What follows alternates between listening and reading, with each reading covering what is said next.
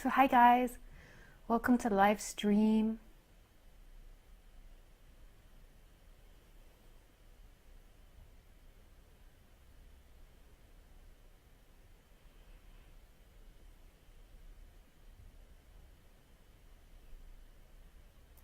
I decided to put another camera in today so you can see how I'm broadcasting to you.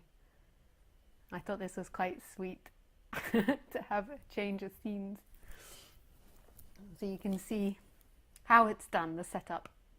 I have my computer, I have a seat that it's on, I have my light, I have a little holder, and I have lots and lots of wires. It's a very complicated process. You can't see all the wires, I don't think.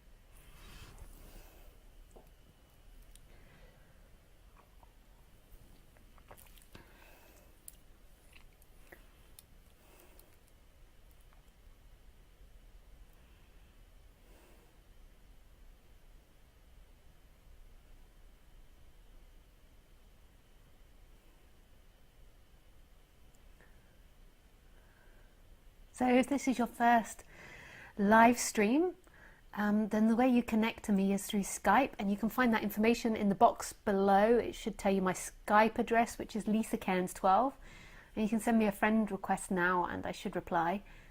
And you can either write me a question or you can call in. It's better to write and say that you want me to call you, because normally if you call in, I'm in the middle of something or I'm speaking. So it's better if you just send a message saying I would like to speak. Know that your messages and when you call, your voice, not your video, but your voice will be seen on the live stream. No, not seen, but heard on the live stream. So I'll read out your message. You can always change your name, so I don't read out your name in Skype settings, but know that it is being recorded and it is going to go on the internet, and if you don't want to be part of that, then don't write or ask any questions.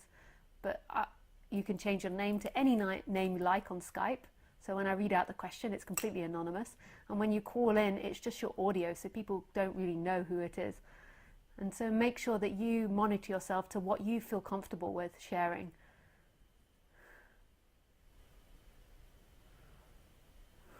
Because it's not easy to go back and edit videos if people request that. I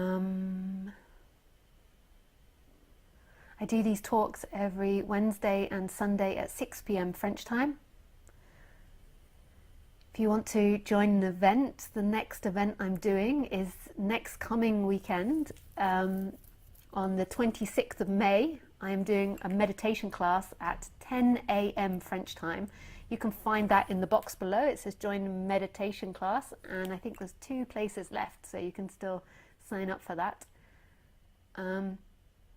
Also, I'm doing a retreat the 7th of July till the 14th of July in the south of France, in a really beautiful old 14th century, I think it is, building that's been renovated.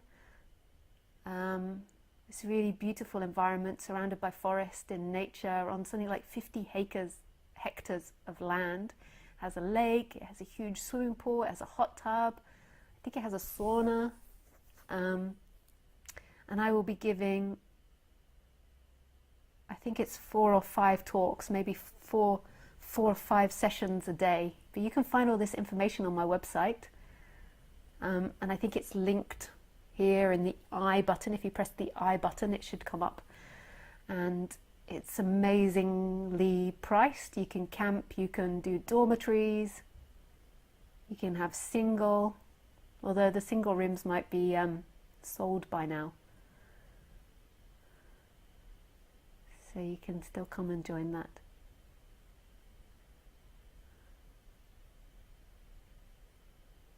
I've been very lucky. I think I got the property at a very good price.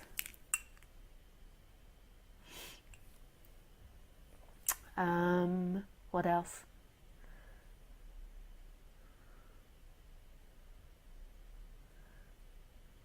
I always like to do some sitting at the beginning of my talks. It's just something I like to do.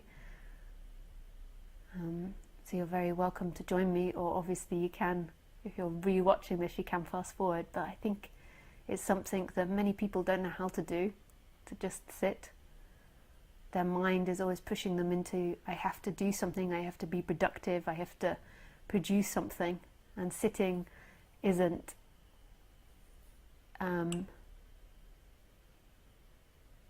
is a waste of time, basically. I think really beautiful things can happen when you just sit and allow your body and your mind to do its thing. It seems like a part of the problem in people is that they keep running, trying to get somewhere.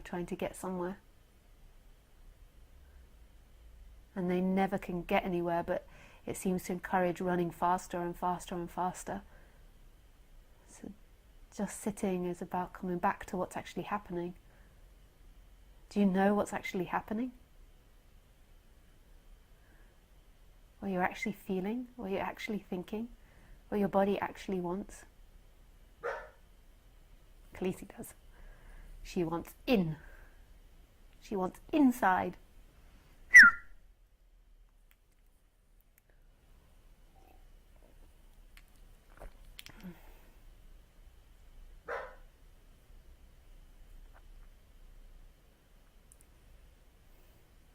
Hey!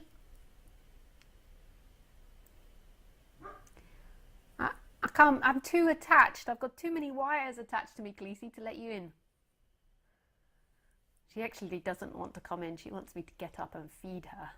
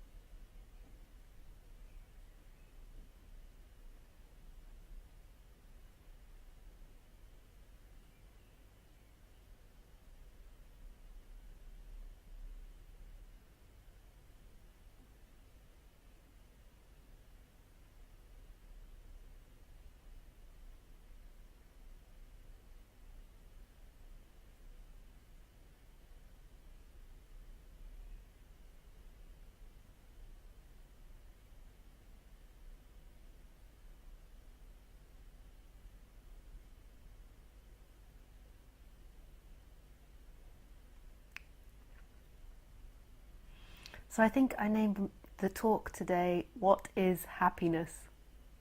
I was struggling to remember there what I'd actually named it. But I think it's What is Happiness? So there's so many different things people would say. There's some speakers that would say happiness is beingness, is the I am, is being in contact with the I am, is being in contact with the beingness. Some would say it's the absence of suffering mind. I know Ramesh Balsekar used to say, and Roger used to say, that happiness, or do say that happiness is peace of mind. And peace of mind comes to them from having the right perspective on life. And I have my own way of speaking, and I don't see it in contradiction with anybody else's way of speaking, but it's my particular way of speaking. It's the way it sort of comes out of this body. And just take from it what works from you and what resonates in you.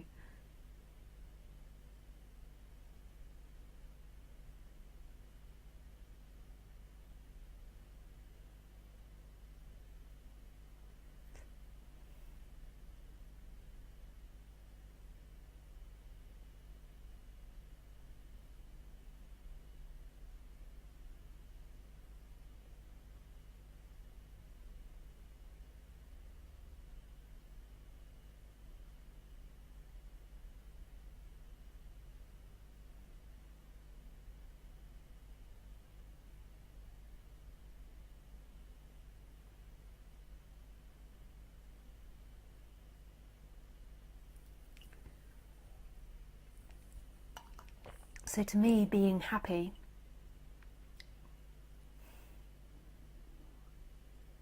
can mean two different things. It can mean happiness of the personality, when the personality or the character is happy. So say if you're enjoying what you're doing, or there's just a feeling of happiness, and that's in the character's world. And then the other happiness that I would associate with is the absence of attachment to that person. So this I that's claiming to be the personality. And this to me would be true happiness, the end of holding on to what you are. So you just are what you are. The character is just coming out. There is just flow happening. There isn't somebody in relationship with the world. There is just the world. There is just what is. There's just what's happening. But that's not happiness as a feeling. So there can be the happiness on the feeling human level, because you can not have this identification with the person, but you can be angry or grumpy or pissed off. But there's still freedom there.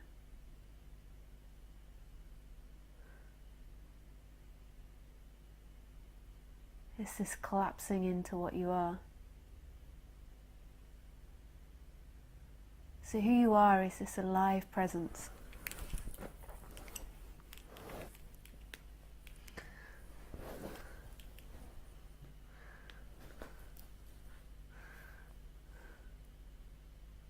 This sense of being.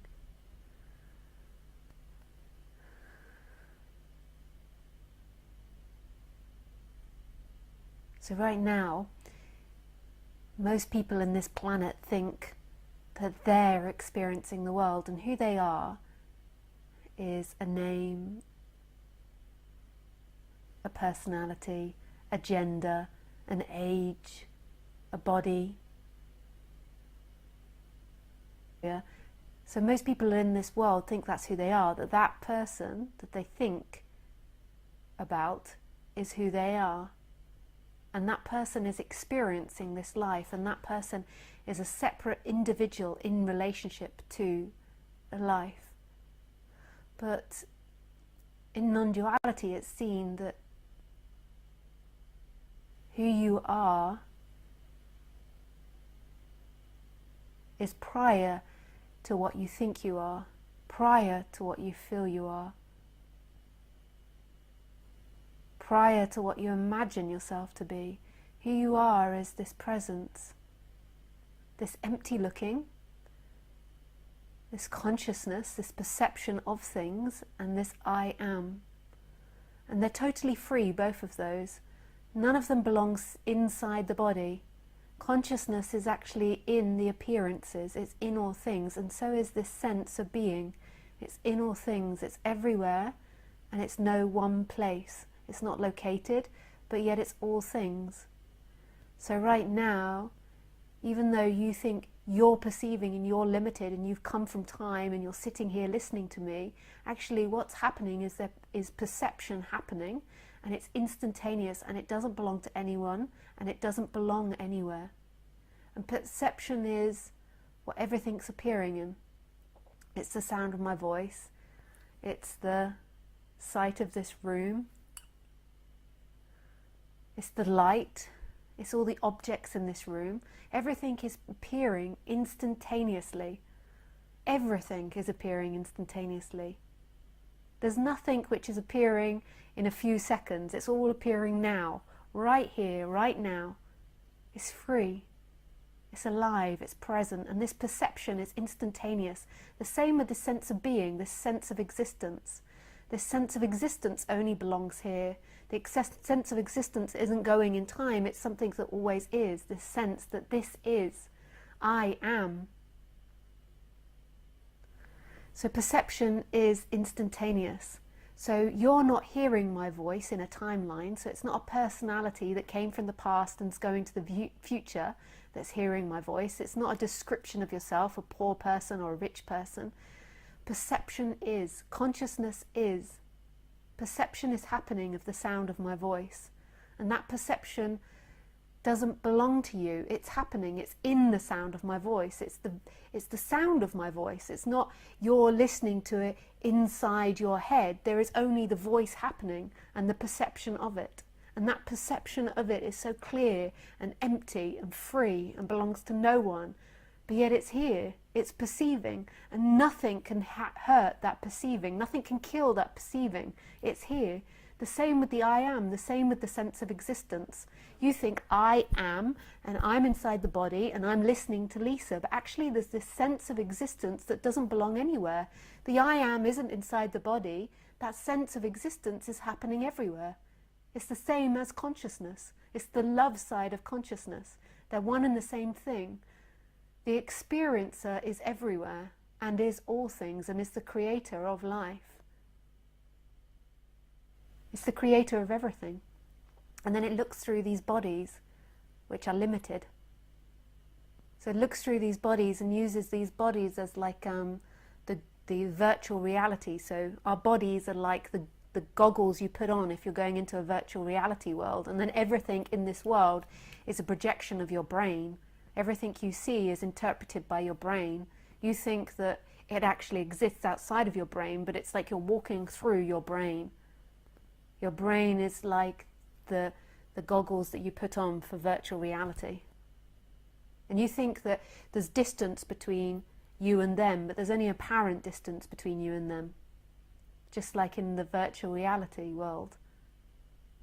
So you think you get up and walk to the sofa, but if you had virtual reality goggles on, it's actually only an appearance that you're getting up and walking to the sofa. Actually, there is a stillness appearing as movement, and you're looking. The experiencer of that virtual reality doesn't actually move. It's inside the dream that's moving. When you think you're alive inside that virtual reality, this is when suffering begins, because there's too much attachment to the outcome of the person. There's too much attachment to pleasure and pain. There's too much a fear of dying, a fear of not getting what you love. When what you love is your sense of existence, and your safety is consciousness, because consciousness and the I am cannot die. It's only the body that can die. So whoever you know that's died hasn't actually died. It's only the form that's died. Their essence hasn't died. Their form has died, but their essence, that empty looking, hasn't died. And you think, but that empty looking is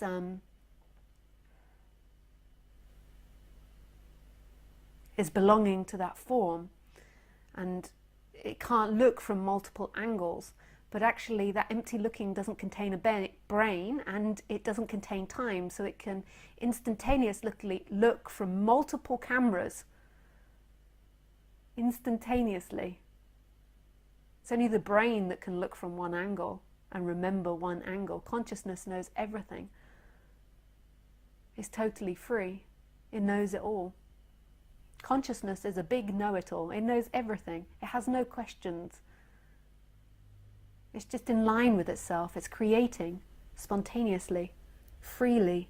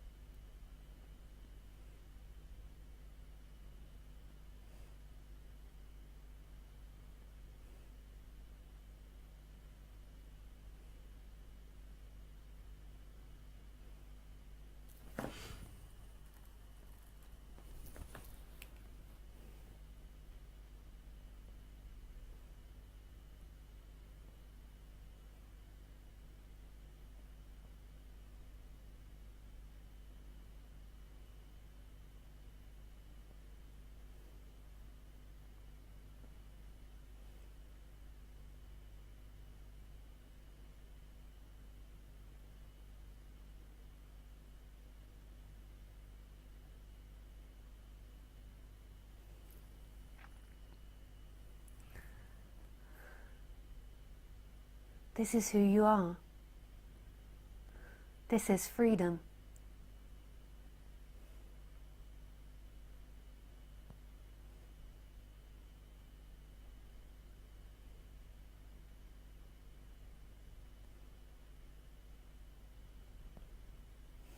The reason that you keep getting dragged into the personal world is attachment to the person. It's this Velcro that sticks on to the person. It sticks on to the person's feelings or thoughts, and it seeks to find freedom in the feelings and thoughts. It thinks, one day I'll find love in another person. One day I'll find love in what I feel. One day I'll find love in what I do. One day I'll be successful and I can earn enough money and stop working, and then I'll be free. And when it thinks that and when it believes that, then you're stuck to the person. This consciousness and the I am is sucked into this personal reality.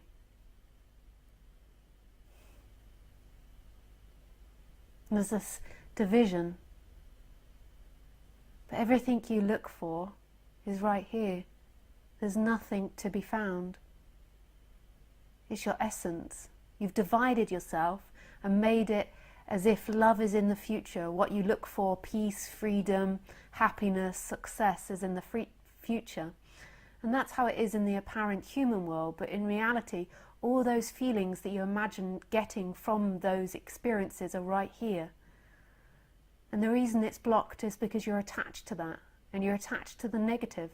And you've got two drawn into the negative. And you're attached to trying to fix the negative, trying to get rid of the negative, trying to feel good. But it's all here. Everything is here that you look for. Everything. Total trust. Total intimacy with it.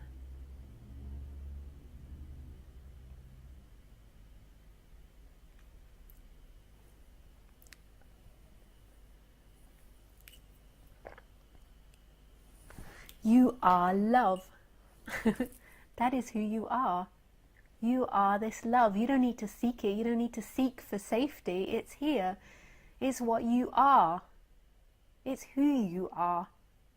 You are love. You don't need to get it. You don't need to get security. It's just coming back to what you are. And when that's seen, when that's really clearly seen, when there's been this energetic shift, then the person begins to line up with it. And the person, the characteristics of the person, it's almost like the person then becomes more and more in line with that realization. So the character becomes more free. I've noticed over the last 7 years, my character acts more and more from this love, rather than trying to manipulate things in time. And sometimes there's the effort, and then it just drops back in. This knows, and there can be a total trust of this. Especially when it's not listened to that I've had problems in my life. It's when I've listened to other people or listened to the mental over the natural impulses that come in, the initial impulses that come in, that there's been problems in my life. When I listen to the natural flow, then everything works out. But it's not even I listen to it, it's just that the character relaxes more, it stops trying to control. We're taught as children always to fear life, and that's not true. You don't have to fear life, it's yourself. You're walking into yourself. You're only going to transform into yourself, even in death. There's nothing to be afraid of. And so as this shift happens, the person relaxes more into that. It puts itself more into situations where it can just act from this place of love, rather than the intellect and fear and negativity and control and protection. The difficulty that I've found is that you carry on living in a society that's identified, so you're interacting with other people that are identifying, and they can be confusing because they can tell you something but your body doesn't feel that way, and then their feelings are confused, so you feel confused. But when you stay just with that essence of being, then it's so clear what to do.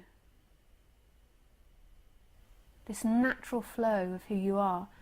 These impulses, you update this instrument, you update beingness with, or not the beingness, this instrument with information, and then you just let it pick, you just let it move.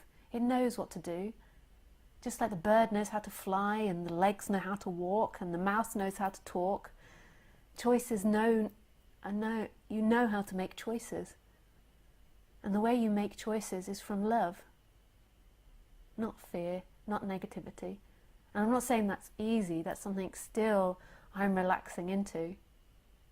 Other people give you this really fearful information, and you're like, well, sometimes there's so many inputs, you're in like a really busy place with lots of people, there's somebody around you having big emotions, and it's just confusing. But in the innocence of being, it knows how to act, and you act from love always. You don't do something out of fear. That attracts more fear. That's telling you that you've got to be afraid of this life, which isn't true. So I would say, Lisa, true happiness is the recognition of who you are, this energetic expansion back to what you are. And then, on the human level, the character level, you become more and more happy as the character lines up with that knowledge. And that's most probably an infinite thing. The character can line up and expand more and more, like we could change so much as humans and live so differently. And the person becomes happier and happier, becomes more in line with itself, becomes more free. And this does take courage, because we're living in a society which is educating us to act out of fear and act out of negativity, and teaching us to interpret things negatively. You could interpret things 1,000 ways, but our society is always teaching us negativity. Just look at our news and our media and what gets our attention. It's normally something to do with fear.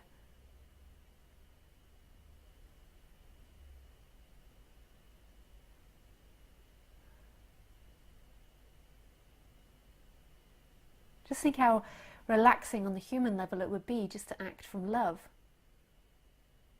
Prior to an awakening, though, often people don't know what love is. They think it's a romantic thing, and sometimes people don't even know what love is. They've never experienced it before in their life. And sometimes they've only experienced it when they've fallen in love with someone. It has a quality to the falling in love with someone. And the reason it has a quality to that is because when you fall in love with someone, or even a thing, when you fall in love with music, the seeking stops. There's just a total presence with what is, and so there can be a feeling of that, a sense of existence again. So when you are with someone that you feel like you're in love with, you don't want to be somewhere else. You're not thinking about who you are or where to be or feeling ashamed. You're just totally present with them. So that gives you a taste of it, and when you listen to music sometimes, it can give you a taste of it.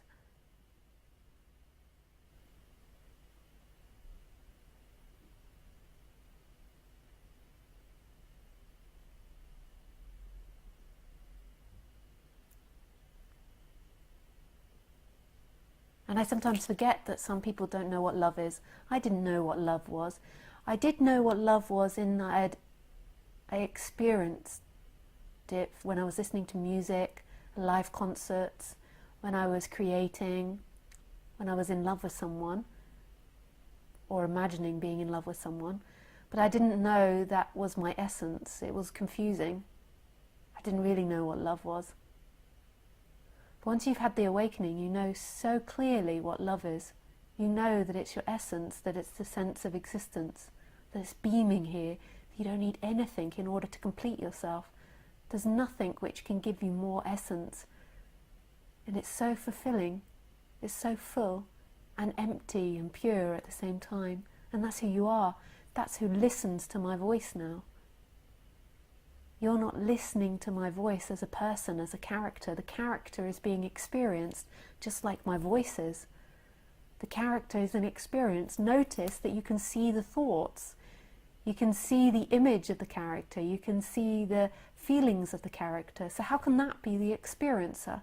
There's something prior to that. There's something experiencing the feelings, the memories, the ideas, the past, the future. What is that? And that's always present.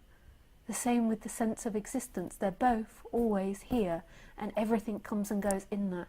This is who you are. This is what you are. And it can never die. and it's love. And you can totally trust it. You don't need to look for it anymore. It's right here. It's who you are.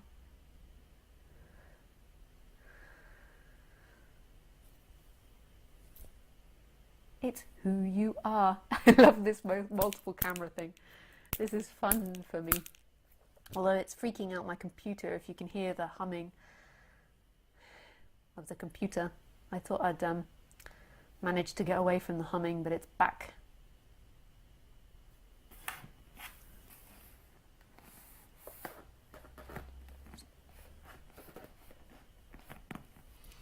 It's most probably because there's 2 cameras involved. It's very exciting. The CPU is very loud, but there's something about streaming that's takes a lot of energy from the Mac.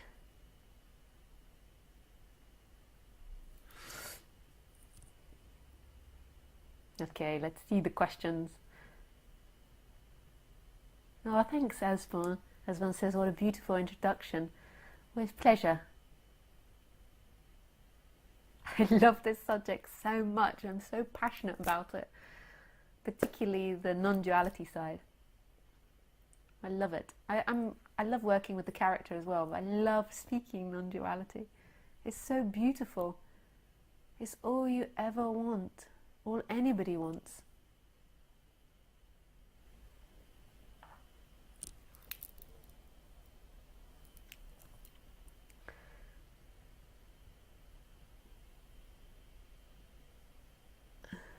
Hi, Ron. How can I make a conflicting decision between my heart and my mind? How to decide between what I'd rather do versus what I should do? I think, Ron, that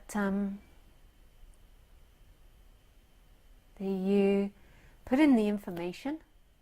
So put the mind information in and then let your heart decide. But put the information into the mind. So use the tool of the mind, but then let the heart decide. But that's risky, eh? Because the mind can see all the possibilities and potentialities and the fears and the difficulties, whereas the heart is present.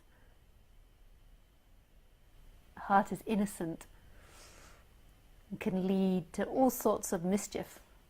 But you got to trust it. It's like living in this mystery, letting the mystery shine through. But don't do it half-heartedly. Like, you got to really trust the heart. You got to really trust it. But you put the information in. So if my sister comes in on the train at 2:44, if I don't pick her up, then she won't be picked up. And then you let the heart decide. Well, that's what I do. You do as you like. I'm sure if I say these sorts of things, it can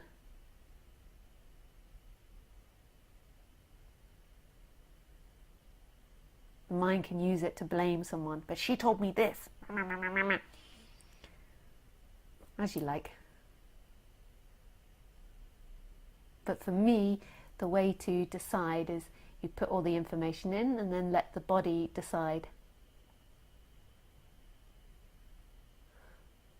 Hi, Chris. Hi, Lisa. Can I call?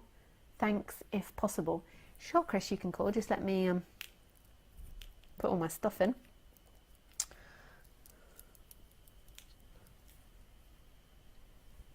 Hello. Ooh, that is quite loud. Hello. Hello. Okay, we're just... everything will collapse if I try to do something. Okay, Chris, I'll just call you now.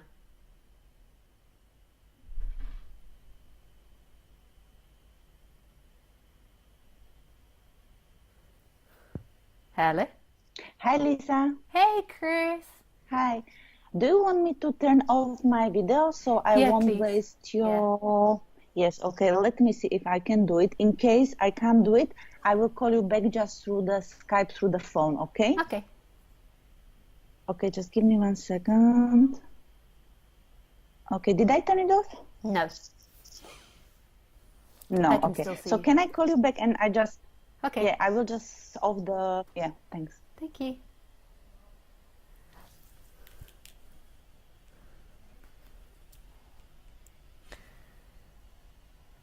Hey, Chris. Hi, Lisa. So is okay now? Yeah, I think so. Just let me see Okay. everything's going in. Yeah, I think all the sounds are going in and cool. Yeah. Yeah, my camera's off, so. Yeah, So yes, thank you. Very nice introduction. This was very lovely. I enjoyed it, with like pleasure. yeah, like every time I listen to this, like when I listen to this, I completely get it, and Yeah, then an hour after after the live stream, yes, it's still there, and then maybe in the evening before I go to bed, it's still there, but then the morning comes and it suddenly goes away, so I I don't know if I have a really particular question about. I don't think I want to ask you anything sort of like personal story or anything like this. I would rather ask you if I can about this like I'm listening to this topic to you and some other teachers I admit, and but not too many, not to get confused, but some people around, like your line of teaching, yeah, which this is not a compliment to tell you you are by far my favorite one because no, this is please really not a compliment, but I love, I just realized I prefer like a feminine teacher because, like feminine teachers for me, they somehow you cover so much more than from men's speech, it's so much more. I don't want to say juice because that's dishonoring, but there is so much more of some sort of emotional input for me, at least, when there is a feminine teacher, so the first question, if I can ask you, is on this journey, because I'm listening and I'm trying to observe, trying to stay present, little meditation here, little practices there, but sometimes I just feel that the more I'm trying, if I can say it like this, the more the mind becomes stronger, if to call it like this, like more thoughts, like maybe I'm more aware of it now, but it just sometimes it's such a feeling, it's like a train, thought after thought, and the more I try to stop it or even to observe it, it sort of accelerates. right. And sometimes it's even to the point that like they say, I'm so bored of myself, or I'm so bored of my mind, Yeah, or and it can go almost like physical, with all sort of like headaches or pains in the body and all sort of things like this, And at the same time, when I hear these people talking all these lovely things like, oh, I had this awakening and this realization, I'm sometimes wondering, like, what the hell I'm doing wrong, or, all these people are saying this oneness, and all these lovely words and all that. And to me, I sort of intellectually I understand them, but I don't have that I don't want to say feeling, but I don't have the raw experience, And I'm not asking you what am I doing wrong because I know it's so individual for everybody, but rather some sort of opinion about this, especially the mind getting stronger and more sort of, like active. Is this I don't want to say normal because everything is normal, but is it like a common experience for some people or? I think so. How long have you been following this subject? I know you told me before, but I've forgotten. Yeah, Lisa, I'm watching you for maybe like 4 years now, that's Yeah. for sure. And before it was just like basically like also reading books and like Oh when you yeah, read your mum was into Osho. Yeah, I remember yeah, now. yeah, yeah, yeah. So, and it's like it's almost seems like week after week, the more I sort of listen, I sort of had to limit myself to listen to it because, I want to keep practical at this moment, not to put myself somewhere up in the stars. But, it's just like, I'm not saying I'm waiting for this wow moment, I'm not really interested in, but this sort of like more calmness, and even like after the therapies and all that, sometimes I just feel like it's like a never-ending cycle. You resolve one thing and then another layer, and sometimes I would just love a break, and I just don't know how to do about it. Yeah, yeah. I just have to see what my Yeah. body wants to say. So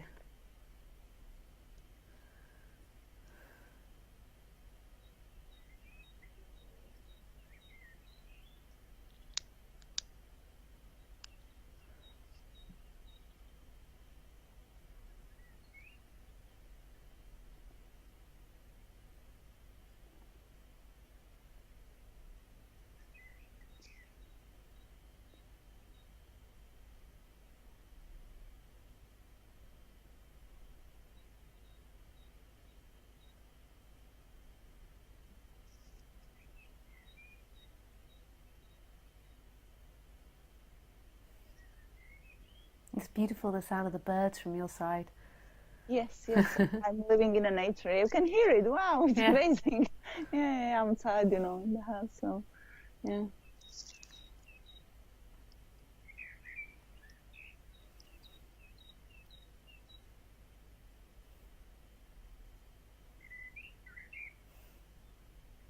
There's sometimes, if I can disturb you for a second, there's sometimes there comes some sort of sadness.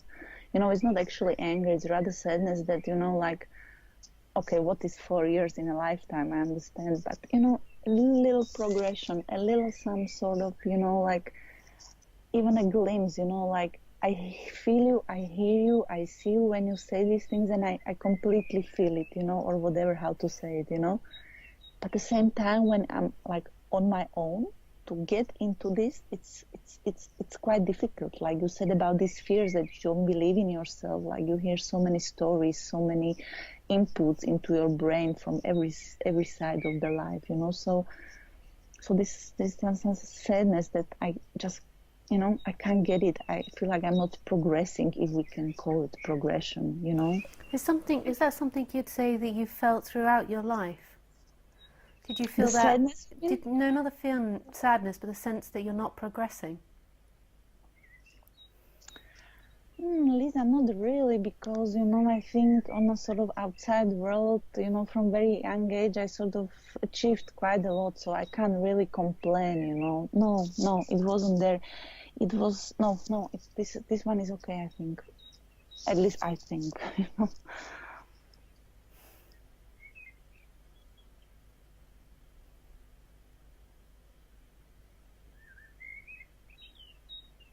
It almost feels like there's a part of me, inside of me, that doesn't want to let go. And I'm trying to find that part, to call it mine, that's like very, for me, it's like very general. I know that's the basic cause. But, I almost feel like there is something that sort of, that the mind doesn't want to let me, to be more relaxed. And I'm not saying peaceful, happy, and, all this, just relax, that will be just so fantastic for me.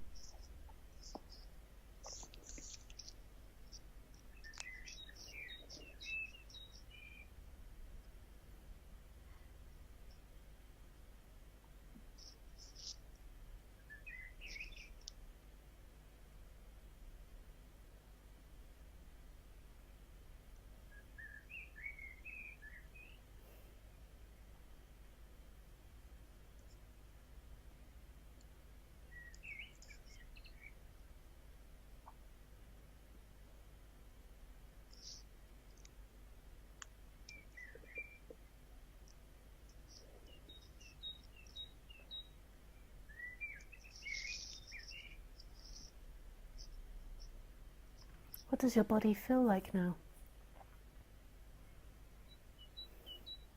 I just listened to that bird, which you commented on. That was, and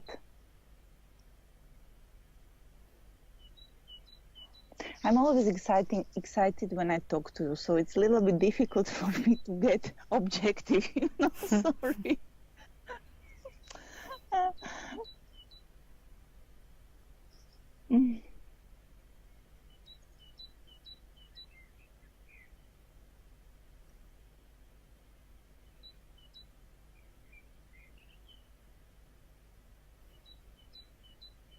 Like, it's precious for me now that you talk to me, like for my own sort of personal sense of happiness, which is the topic of your day. I know it's momentary. I know it's just right now for maybe another minute or so.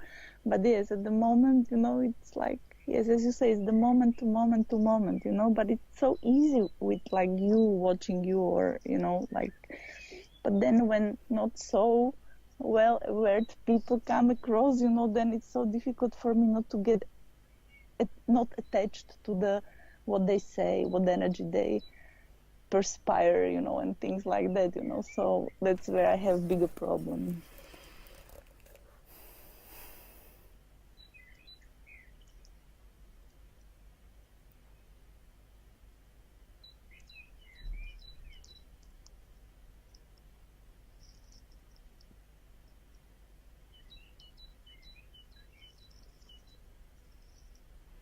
You can just totally trust, the love.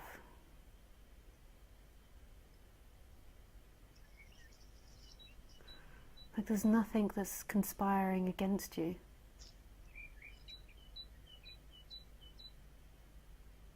So when those stories come up, just see that it's a story. Just be relentless to see any negative stories that come up. It's not something that's supporting you, not something that's helpful for you, and that you can totally trust love.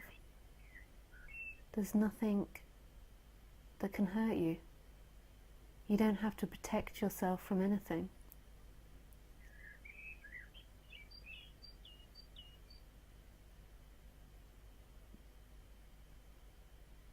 So every time a chaotic story comes up, recognize the feeling, recognize where it comes from, and recognize that it's a story. And then if you want to balance that in order to try to let it go and try to move away from that feeling, you can recognize the story, recognize the uncomfortable feeling, and then tell yourself what it is you want. So if somebody comes along and you feel powerless and you feel unloved, you can recognize what it is that you want is love from that situation. And actually when you recognize what you want, you'll notice it's empowering and it's actually beautiful. I want love. And actually you get that love from yourself, but just that's a way that you can help recondition these uncomfortable feelings. And you just have to be relentless for it. I would suggest what's happening to you is just a story, is just a trick of the mind. I don't think that there is any reality in what you're saying, that it's not happening for you, or that you're not changing, or that you just want a rest from your mind. I think it's just another trick that your mind's playing on you. Like the mind looks for every avenue it possibly can. Amazing, the mind, really. I'm astonished, Because I never... that's like such a horrific story that you listen and you do these things and then it like just keeps getting worse. Like that's that. But really, can you really judge what you were before and what you are now? Just from the memory. Yeah. Like it's so hard, and it's like when you're feeling negative, then all you remember is all your negative experiences and your negative memories.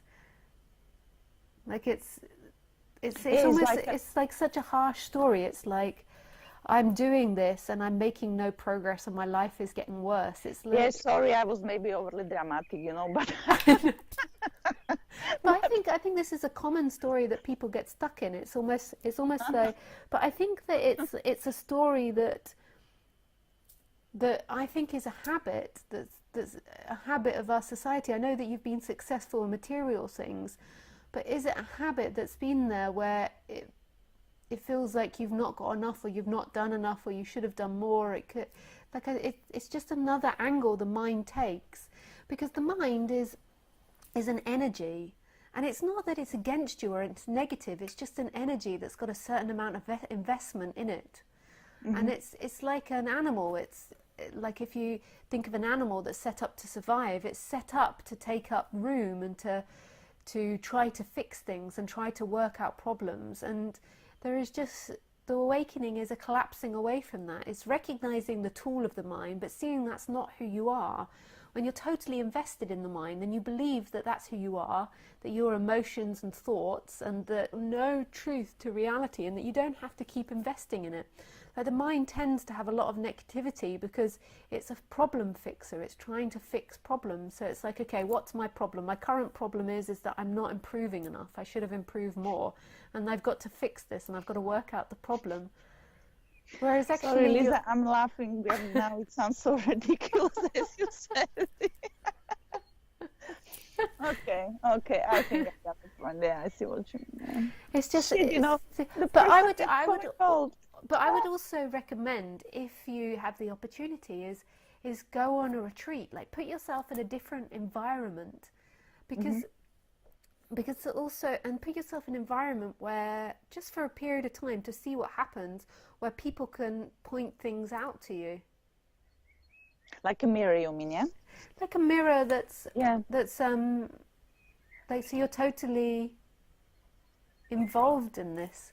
And just see what happens. Like putting yourself in a different environment can be so beneficial to reflect back what your mind's doing or the way your mind is seeing things. Yeah, definitely. And you just answered my second question, which I was going to ask you. You are a future seer. I was just going to ask you if you recommend spending a certain amount of time with any sort of teacher, master, speaker, whoever, let's call it the beautiful one, let's call him or her like that. So, and you just answered it there because that was actually my second question. Yeah. The ultimate freedom is who you are. Yeah. Because sometimes the person needs help to sort of relax and to step out of the way in order for that to be seen. You mean that some kind of energy field, right, that can somehow sort of energy field, that sounds very wise, but I don't mean it like that. But you mean that sort of surroundings and there can environment? be energetic resonance, but also sometimes the being around someone else, they can point out very specific things that your mind is getting stuck in as well. So on both sides. But ultimately, this is unconditional love because it's who you are. It's what's listening to my voice now. It's who you are. So it's not something that can be bought or obtained from something.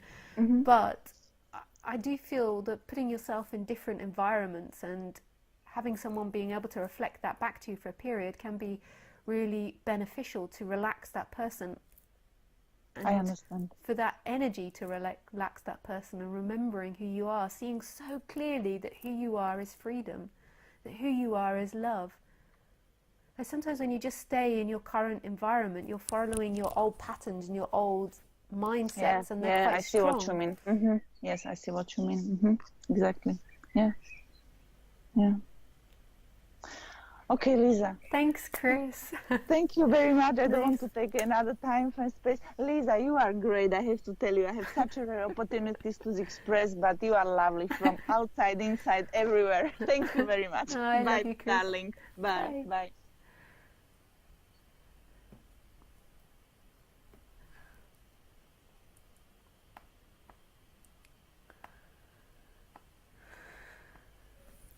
Hi, Lisa.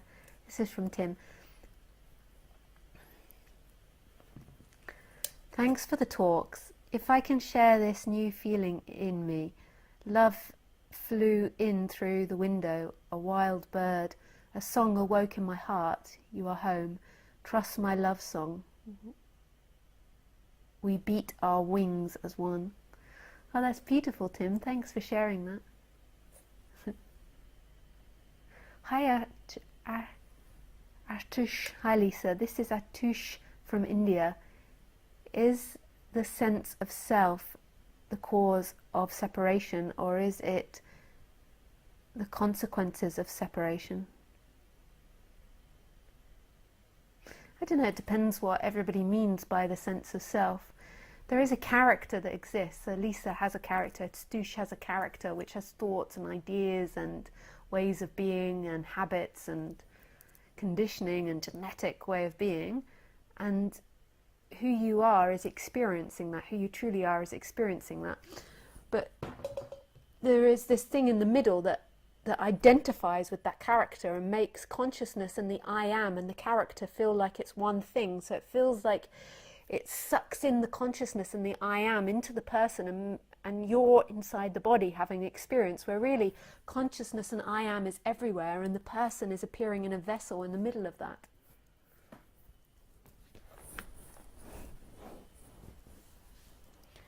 So that question, it depends what you mean by each of those words.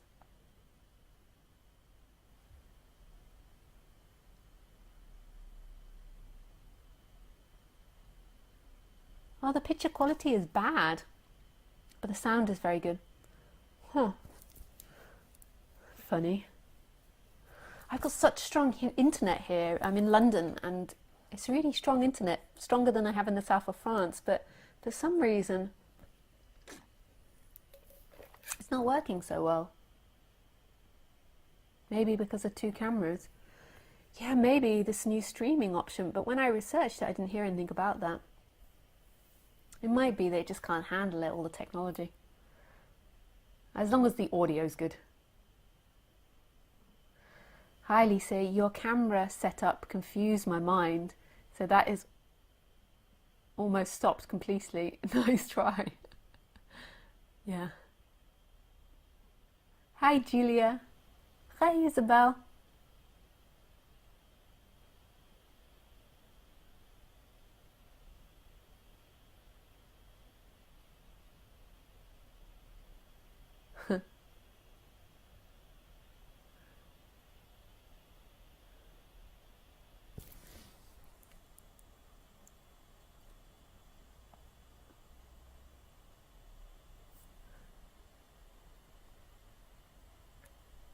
Okay.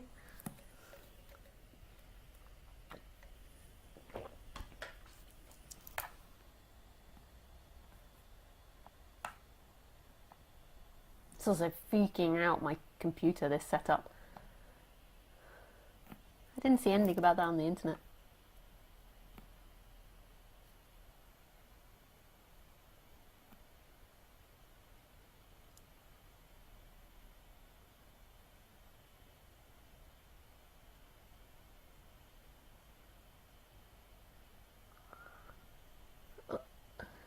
So I just looked online and I just saw a message saying, do you ignore me? Do you ignore me? So just so you guys know, um, uh, so sometimes I get lots of messages. I think I've got thousands of contacts in Skype, and sometimes I get lots of messages. Sometimes I miss them because I click on them and I think I'll do it later, um, and sometimes it's just because I have so many to get through. Sometimes they get lost. It's the same with replying to emails, so you don't need to take it personally. I'm not personally ignoring you. I more than likely can't always attach the name and the person together anyway. So you don't need to get worried about that. It's more than likely mind telling you you're a failure or you're unlovable. She doesn't love me. Oh, it's not more than likely, it is. Otherwise you could just think, wow, this is really beautiful that I get this talk for free on the internet. It's such a beautiful thing. Hi, that energetic shift is effortless. Just move into nothing.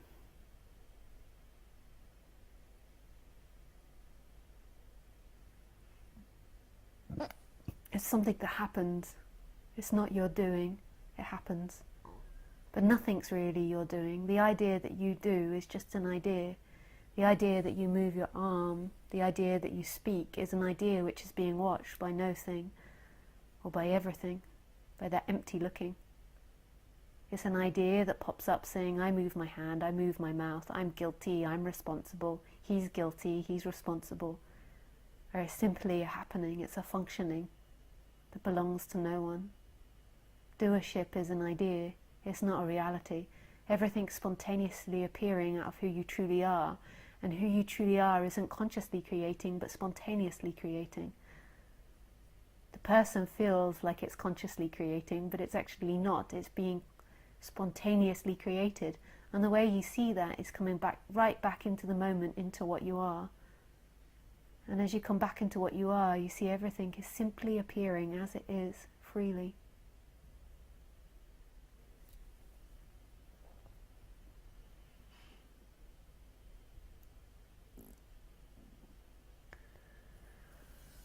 Hi, Shellon. Hi, Shellon. Shellon, I think that's how you say it.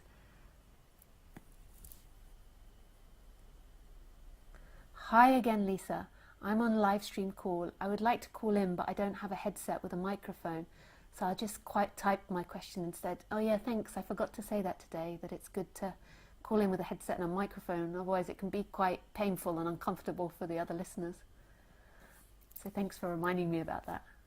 I have a few questions for you. One is, can you please talk about the void? I feel like I have had several awakenings over the past years, but yesterday something deeper happened and I literally felt like I was disappearing, but it didn't feel beautiful at all. It was beyond words terrifying. I regret in hindsight that I didn't let it have me all the way, if there is such a thing. So who you truly are is not a thing, is nothing. Which is totally terrifying to the mind, which thinks it's a thing and knows what it is and knows where it comes from and thinks it knows where it's going, but yet nothing makes sense. The idea that you're alive or that you'll die or that you've got this life, none of that makes sense on the human level. But that's what it thinks, and it thinks I exist in time and this is knowable and therefore I'm safe. But actually that produces a feeling of non-safety, that person in time. But who you are is right here, and this here-ness is absolutely empty. Right now, everything is appearing from emptiness. There is nothing you know, everything is mystery. It's all free. There's nothing you've ever experienced. There's nothing you're going to experience. It's right here, it's empty, it's free, it's nothing, and you don't exist right here. There's just freedom, which is not a thing. And when you're having an awakening, the mind can kind of recognize it in some odd way.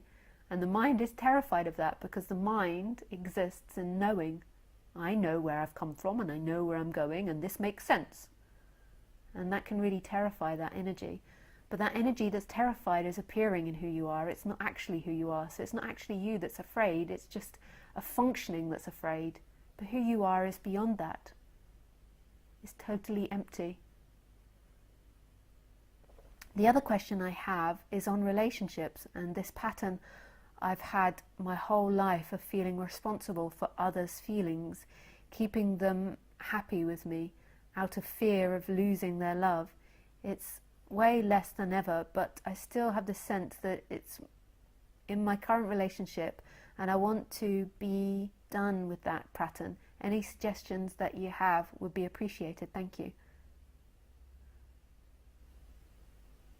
Yeah, well, in a way, on the human level, there is this interaction that happens, and in that interaction we can perceive people's emotions and feelings, and we know not to upset them or steal from them or take from them.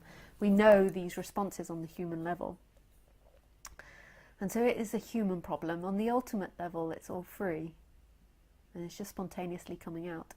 So on the human level, I would advise you to try your best to act from what you feel like in your feelings, and act from that feeling of love, and try to put your focus on that rather than what the outcome of the other will be, and keep moving back to that feeling of love rather than outcome. So just as a habit. So just focus on acting from love and that feeling of love, and not focus so much on the outcome of the other. It's a good habit that we've had to do that, but it can be let go of.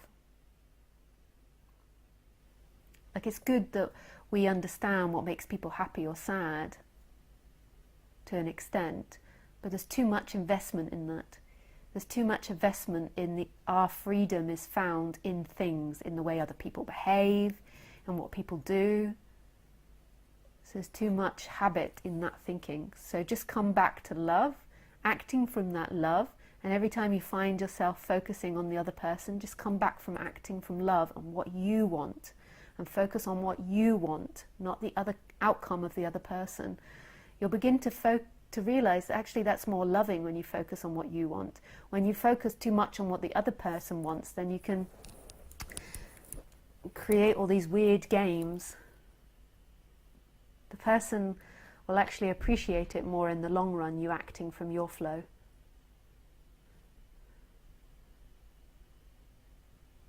Just come back to simplicity. And if they get angry, they get angry. Maybe that's the best thing for them. If they get sad, they get sad. Maybe that's the best thing for them.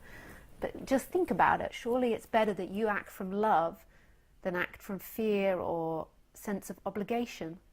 Surely that's the best place to act from. So just keep coming back to it. What I want, and that feeling of love.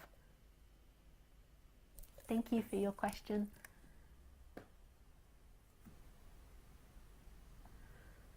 Hi Megan. Hi Lisa. I was just wondering if you could talk about how to let go of unhealthy attachments, be it people, habits, limiting beliefs.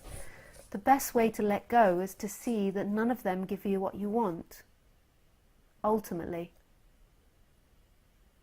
So you have wants. Your body has natural wants. It has natural inclinations. You have a want to get up and get a drink, or you have a want to go and socialize, or you have a want to work on the internet, or you have a want to sleep. And these are natural wants that come up, and it's the way that God moves us.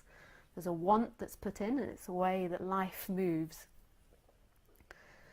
And then this belief starts that you're going to find love in that want. You're going to find freedom in that want. If you get that, you will be home. So once you've completed that task, you will make it home. So once you've got enough money, once you've told your partner you love them enough, or done this for your partner, you will be able to rest. You're waiting to get to that moment of rest. And when you do that, there's too much attachment onto those wants and too much attachment onto the outcome. So you've got to see that rest is the I am and the empty looking. Rest, the end of seeking, is right here. It's not in getting things. So therefore it takes this energy out of those wants. They're still there. The body still has its flow, but there's no attachment to it. They are what they are, and you either get it or you don't get it. But it doesn't really matter, because your rest is here. Your home is here. You're always home. And they are what they are. The attachment comes from the belief that you will get home in them. That's where the attachment comes. If I complete this, I will be home. You're home now. The now is everything you look for, right here.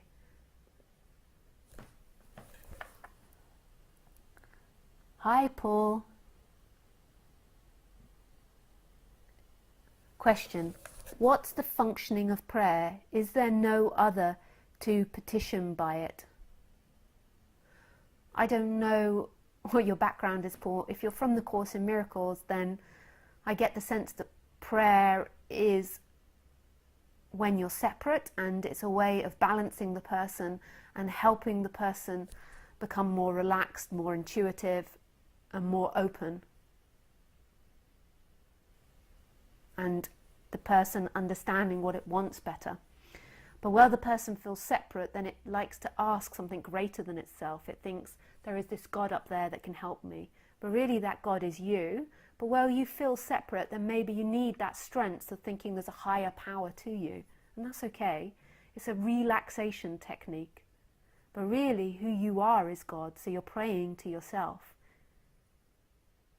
And you are that strength. And as soon as you put a want out there, not an attached want, not a seeking want that's looking for home in it, but a natural want, then it will happen if it's balanced and if it's coming from the right place. It will begin to happen.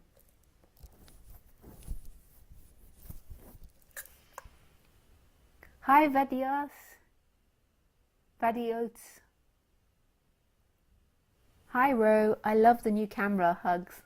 Nice, thanks, Ro. Hi, Lewis. Hi, Phyllis. I saw your question, Phyllis, about my hair, and maybe, but I quite like my hair. I know that you think I should dye it brown, or let it go natural, but I do like it like this. But maybe.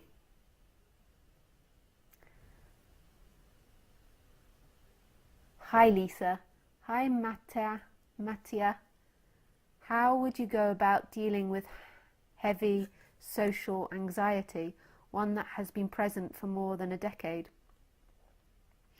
I think that all mental issues and mental illnesses, so social anxiety, I don't know if that would be considered a mental illness or what it would be called, but all of these things I think come from not following your flow and following fear. And it builds and builds. And it gets more and more complicated, and your body doesn't know how to handle it, so your body gets more and more tense. So basically you have to begin to understand what your body's saying and do as your body says rather than what your intellect says. So this is a process, and this process might take time, and you might need somebody to help guide you through that. I do one-to-one sessions or on another live stream if you feel like it. If you can't afford a one-to-one session, then on a live stream you can phone me up and we can begin to work through it. But it requires 100% honesty and a preparedness to go into what you're experiencing, like an openness. But once you go back to your natural flow, then the social anxiety will go. The social anxiety is a result of too many emotions in your body, and the reason you've got too many emotions is you're not listening to your body, and your body gets more and more jarred, and then it becomes a habit. Every time you go to the shops now, there's a habit of tension. But we're also unique and individual. And so say if you're someone that's shy or introverted in this society, then society teaches you always have to be talking, you always have to reply as soon as the other person stops speaking. Like, notice when I don't reply instantly to somebody on live stream when we're talking, they always, hello, are you there? I know they can't see me, but it's just such an undone, not normal thing. Normally it's one person stops speaking and then the other person speaks. And if you're an introvert and an empath as well, then acting in these ways can be painful for the body. And if it's not acknowledged, over years and years, the body becomes more and more tense until somebody hates socializing. And then there's most probably post-traumatic stress disorder in there as well from it, from repetitively going against what you feel and being told that you have to be something which you're not.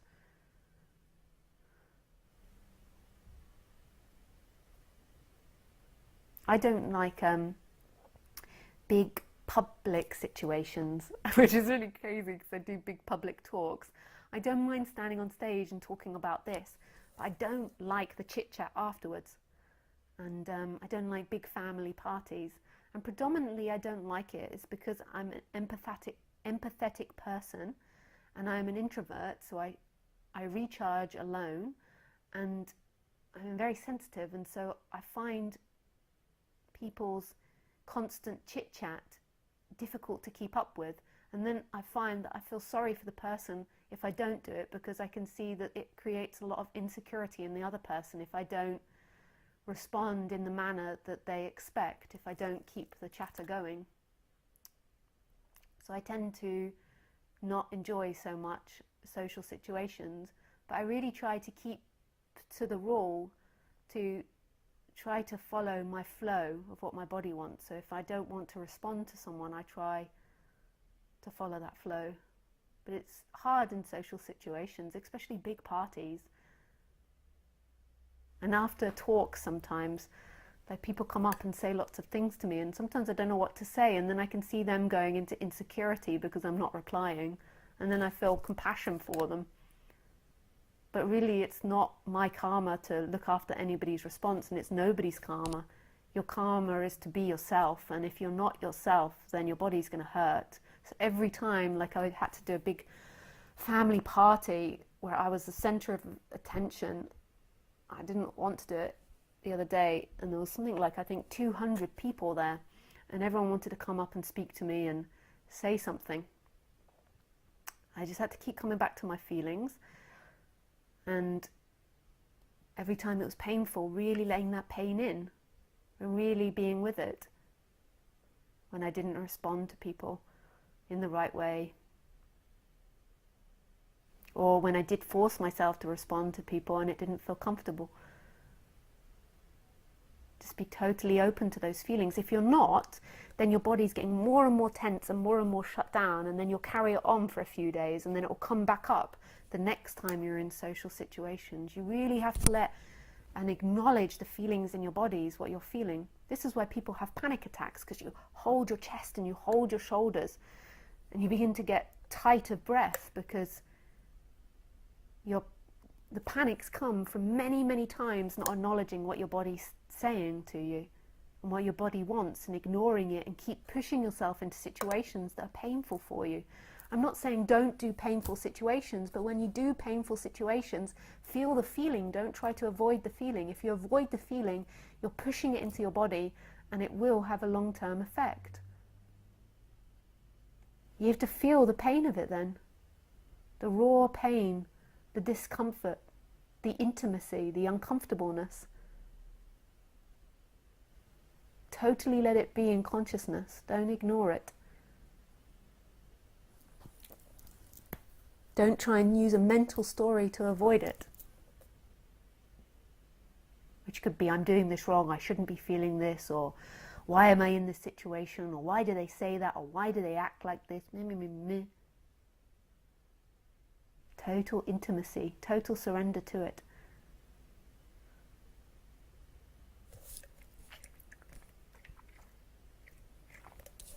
Okay guys, there's a lot of questions I haven't answered.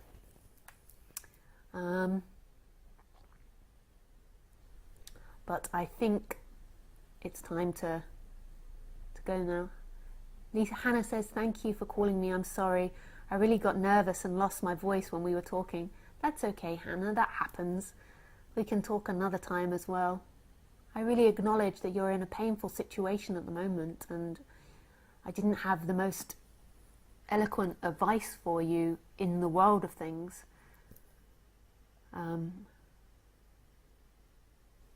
And I really have compassion for you in this situation.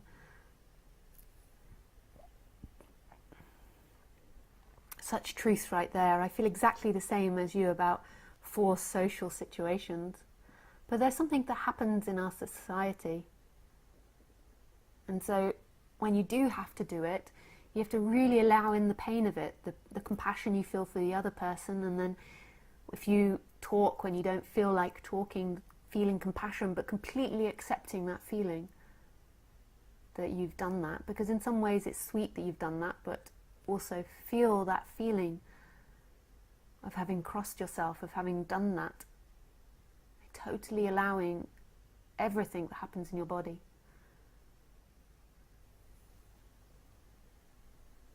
Spec3 says thank you. Okay guys.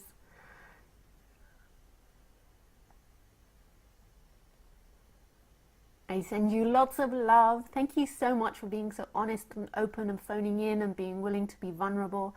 And I love you very much, and thank you for letting me share with you. It really is a pleasure to speak about non-duality. It's total freedom. Thanks guys.